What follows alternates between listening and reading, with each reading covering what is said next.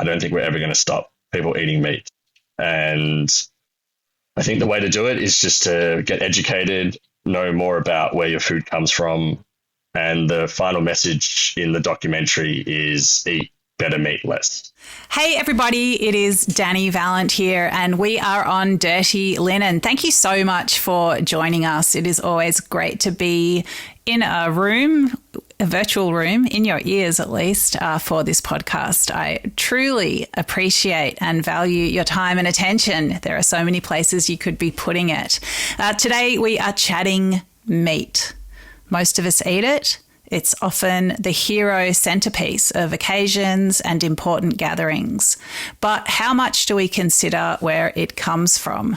And would we be prepared to kill the animal that we're planning to eat? Jai Felinski has just released a thought-provoking and very personal film called Tucker that digs into these issues. Jai, welcome to Dirty Linen. Thank you very much for having me. I appreciate it, Dani.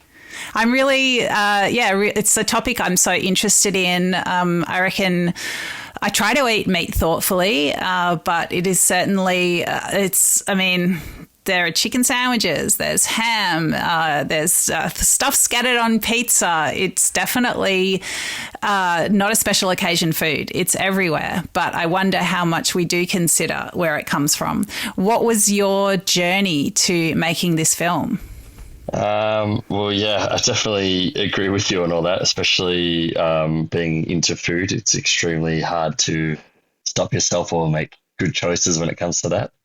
The journey for the film came about extremely naturally in a way that it evolved because I wanted to make a web series to scratch my own itch. And this all started in, I think, around 2014, 2015. I was running a video conversion business and I was editing people's home videos and things like that.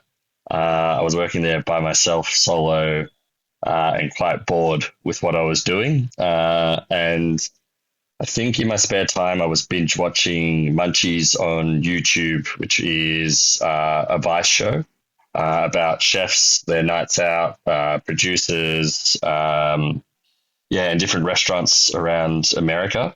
And I would watch hours and hours of the show online, but none of it, I guess, could relate to me in a weird way because it was all American content. Everything that I was consuming in Australia, I didn't connect with, or it was on SBS Food or something else. And I don't know, it just felt stale to me and not something that I wanted to really watch or enjoy. So I basically set out to make my own version of Vice Munchies, but with Australian producers, Australian restaurants, Australian chefs. And I started out making 3 episodes with no idea what I was doing. And those 3 episodes are still somewhere on a hard drive and never seen the light of day. They were absolutely horrible in my eyes. And I definitely didn't do the people justice who were featured in them. So one of the first episodes was with Gary McBean at Gary's Butchers in Prahran Market. And if anyone knows Gary, he's definitely one of the best out there. And we filmed that. I absolutely hated the episode. I think we didn't do it justice. We screwed up the audio, we screwed up some video, had no idea what we were doing. The second one I made was at Chicholina's in St Kilda, which is obviously an institution. And that my friend was a apprentice chef there at the time. Similar situation. We screwed up a bit of the sound, screwed up a bit of the video, and I feel like we didn't do it any justice. So that never saw the light of day. We did another episode at La Torteria at their factory and also at their restaurant. And I thought I learned my lesson from the other 2 episodes, but we completely lost all sound for that, so we couldn't do it at all. And I felt so embarrassed by it that I couldn't refilm it or didn't approach them to refilm it. So that never saw the light of day either. And then to move on to to move on to Tucker and how it came to be now, it was going to be a pilot episode for the web series. So I thought if I'm going to do this, I need to do it properly. I need to get an all-star team together. And then people need to know what they're doing.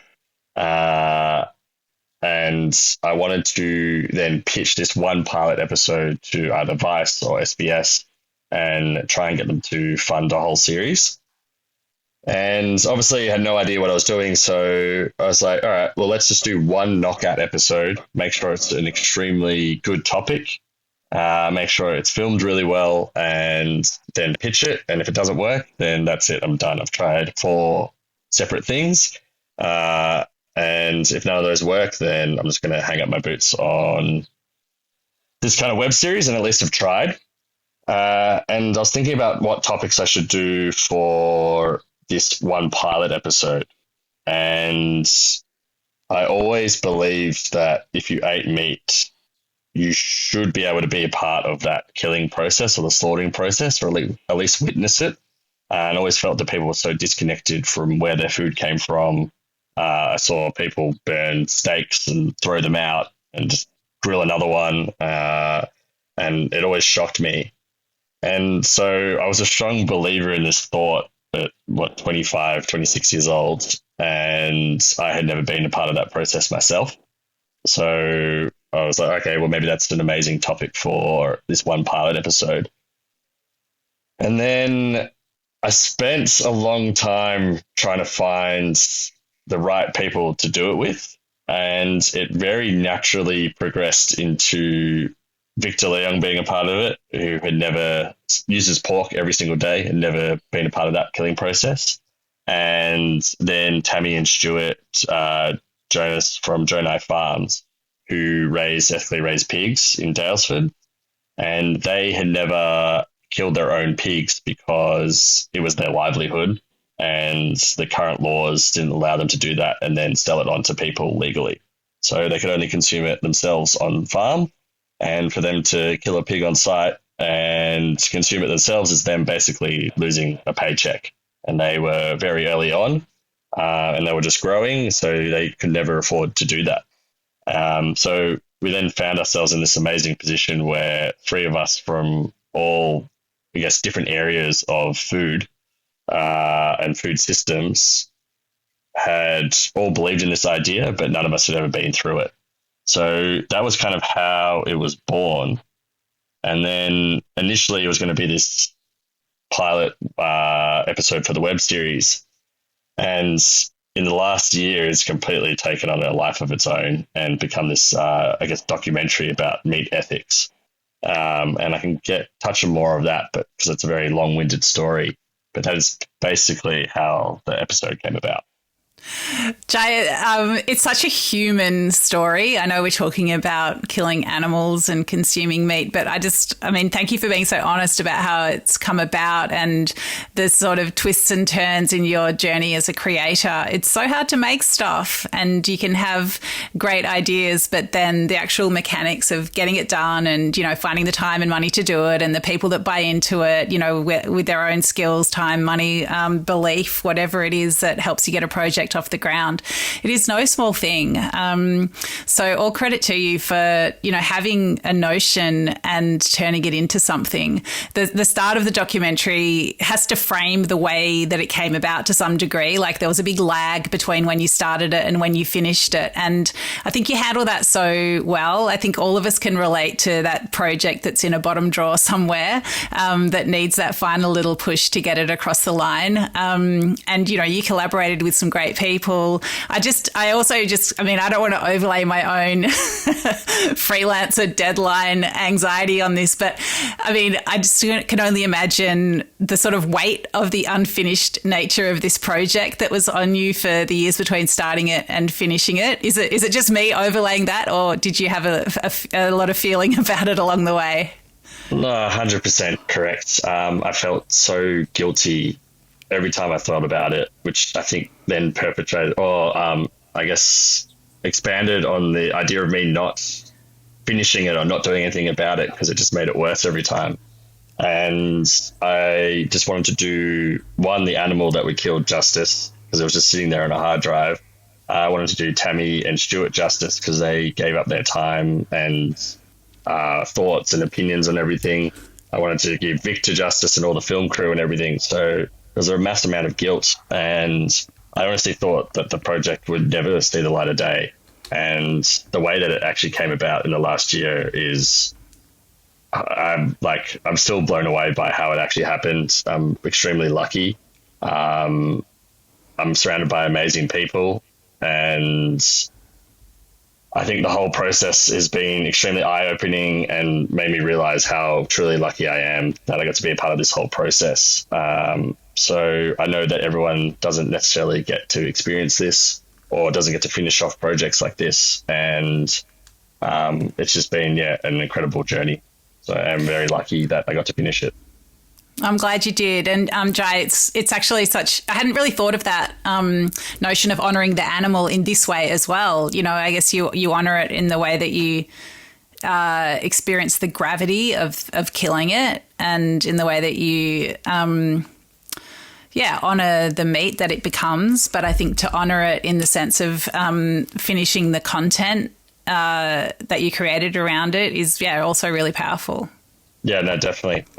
Thank you for recognizing that. But there were lots of people involved, including taking a life of an animal. So I think it was important that it got out into the world. How, you mentioned you had this idea for a long time that you thought it was important for people to be involved with the source of their meat. Where did that come from? I don't know. I think because as a big meat consumer myself, or someone who loves cooking all various types of proteins, I saw a lot of waste, especially in the way I saw people cook food when I'd go to restaurants and things like that. People leaving things on their plates. And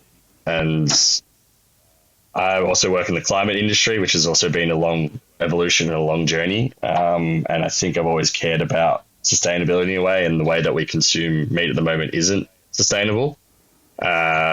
So I don't know. I think it was just an evolution over time, seeing all these things happen. And I was like, something has to change. But then how do we actually do that? And what's the story that we can tell that is going to change people?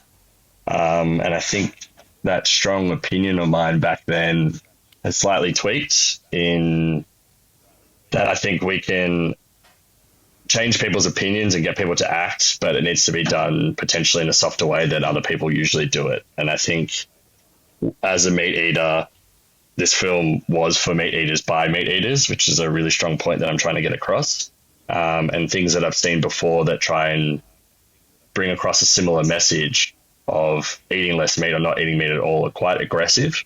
And I just don't think it's the right way personally to get that message across to people or to connect with people. So I don't know, it's been a message that has evolved over time, and I've tried to then convey it in a way where I think it's going to connect with people the most. Tell me some of the ways that you tried to do that. Like, what does that softer approach look like? Well, so in the doco, when people do watch it, it's about the connection and being more conscious of how you do consume meat. I'm not telling people to stop eating meat completely. I don't think that's realistic.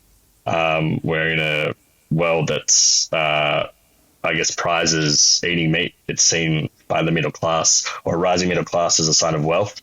I don't think we're ever going to stop people eating meat. And I think the way to do it is just to get educated, know more about where your food comes from.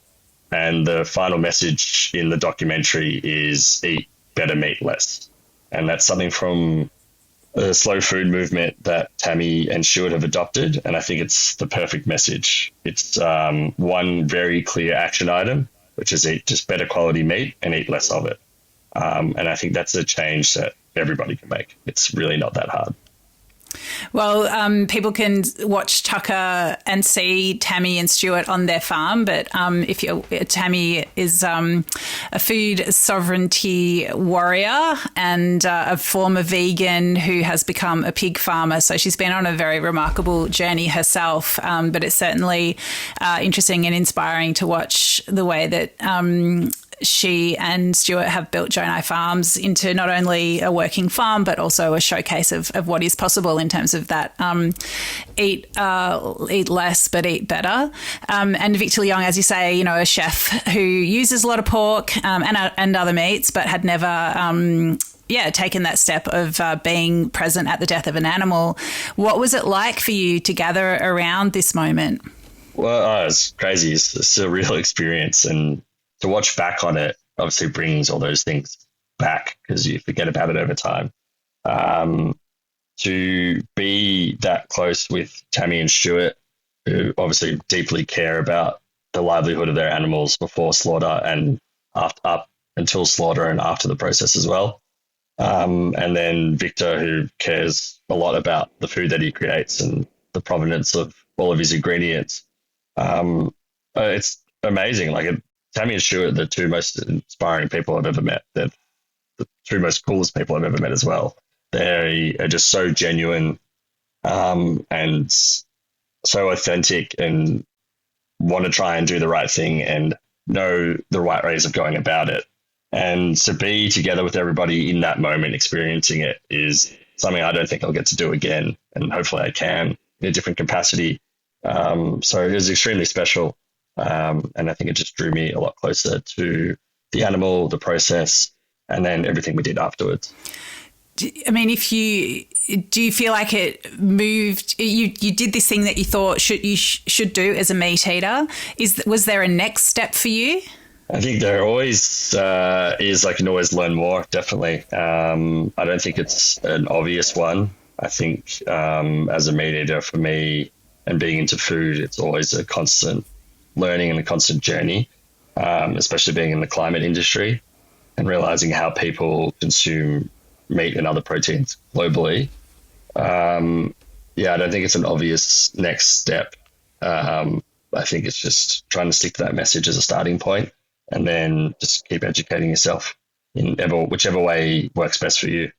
What sort of responses have you had to the film? I know you launched it recently in Melbourne. What sort of responses have you had? I was blown away by the premiere responses for sure. They're actually the only people that have seen it to date. People can't watch it yet, but it will be online soon. The reason being is we had such a good response to the premiere that I was told by several people that were there that are involved in film to not release it and to start sending it around to film festival circuits around the world. Because I think it's a great documentary that should be submitted to these film festivals. What I'm trying to work on at the moment, and for me, is the most impact that this movie can give. And I think that's by viewership count and as many people seeing it as possible. And I don't necessarily believe that the film festival circuit is the way to do that. So I'm working with some people at the moment on how this movie can be seen by the most people possible and get that message out there. So, at the moment, people can't watch it, but it will be online soon. I can promise you that.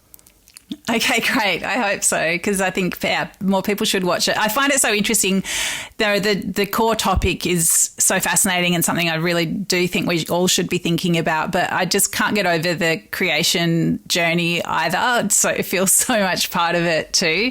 I think people are used to content being created in all kinds of different ways. And, as you so well described, coming to it through like munchies, binging there and, comparing that to the food shows that you're watching or not watching here. It's, it's really interesting. Like, when you watch it and you're like, okay, it's out of the bottom drawer, it's out there in the world. Like, what are the feelings for you? I think I would have been a lot more anxious about it or a lot more withdrawn if it wasn't so amazing. And I don't want to pump up my own tires. This is Daniel Wickman, who was the editor of it. I'm extremely lucky that I got to work with such a high caliber editor. And Daniel turned it into an extremely scrappy web series episode with files that I gave him that I tried to edit myself with some other people. And he turned it into what it is now, which is this amazing documentary about meat ethics and food security and things like that. And I never thought it could reach the level that it has. And up until the premiere, the only two people that had seen Tucker were me and Daniel. And at that point, we'd each watched it maybe 50 times after the editing process, if not more. And every time I watched it, I was just blown away by how incredible of a job that he did. And the feedback that we received from the premiere obviously just reflected all of that. I'm just very humbled and very lucky that I got to work with someone so amazing and then produce something that people actually want to watch. Well, I got a message from a chef directly after the premiere, and I'm sure he won't mind me saying it's Andrea Vignali from Al Dente Restaurant, who's a previous guest on the podcast, and he was absolutely blown away. You know, he's an Italian chef working here in his restaurant in Melbourne, and uses meat quite a bit, and he was really blown away. He was like, have you heard about this? You have to see this. This is life-changing. So I really feel like you're meeting people where they are. So hopefully it will create a lot of thought and some change. No, that's great. It's really happy to hear that. And definitely had a chat with him before the premiere and didn't get much time to chat to people after, because we actually went to Leho Fook for a dinner with everyone that was involved, and we had to tip off. But the question time afterwards, we could have gone for an extra hour or two. And it was an audience of chefs, other producers, friends, family, and random people that came. And it obviously connected really well with everybody. And that's more than I could ever have asked for. Jay, you mentioned your work in climate. You know, food systems and climate are, or food systems have such a big impact on our climate. What's the area that you work in? Working in climate innovation, so helping climate companies or companies with new technologies scale their products or bring them to market. And that's either in investment or working directly with them or helping them innovate within their company. So through that, I've been extremely lucky to come across lots of businesses and lots of companies trying to change the world in their small way or big ways. And I think the thing that interests me most is definitely food systems. And in a previous company that I worked with, I got to come across a lot of food system related climate companies worldwide and things that they were trying to do. And it is eye-opening to the kind of plight of our problem that probably most people don't realize and the ways that people are trying to fix it. So for me, if I can stay in that realm and help people bring these products to life or bring these technologies to life and actually make a difference, then that's more than I can ever ask for. Is there anything that you can tell us about, anything that inspired you or made you feel hopeful? I think at the start, potentially the alternative protein kind of movement and lab-grown meats and things like that. I've then since potentially changed my opinion on it. But seeing that whole movement and wave of products and people trying to make a difference there was a really exciting time. But it's potentially either extremely far off or not realistic. And they've got a really big, I guess, marketing problem ahead of them, and also potentially don't fully agree with some of the things that are being done there. But things like that, it seems like science fiction, but we're not really that far away from it. Yeah, I have so many thoughts on lab-grown meat, and few of them are positive. But I think it is interesting how even the conversation around it in Australia has changed, sort of veered in the last few years from a climate solution to a gourmet delight. And yeah, I don't know if it's a marketing problem or a reality problem, but we could do a whole other podcast about that. Talk for hours about all those topics. Yeah. Jai, I really appreciate you talking to us today, sharing the backstory to Tucker. When you do get a chance to watch it, listeners, please do. It's how long is it? 40 minutes? About 35, yeah. Yeah. So it gets to the point, and it's visceral, real, thought-provoking, moving, and definitely an agent for change. Thanks for making it. Thanks for getting it out of the drawer and doing it. And thanks for chatting to us about it today. No worries. Thank you very much for having me. And yeah, I really want to thank everyone that was involved in bringing Tucker to life, because I'm only a very small piece of it, and everyone else is what made it what it is today. So yeah, thank you to everyone them as well. Yeah, for sure. This is Dirty Linen, and I'm Dani Valent. We air the issues that the hospitality industry finds hard to talk about, hearing from different people with unique perspectives. We want to hear from you as well. If you have something that needs to be said about a topic, get in touch so we can include your perspective. Contact us at dirtylinen@deepintheweeds.com.au or hit us up on Insta at Dirty Linen Podcast.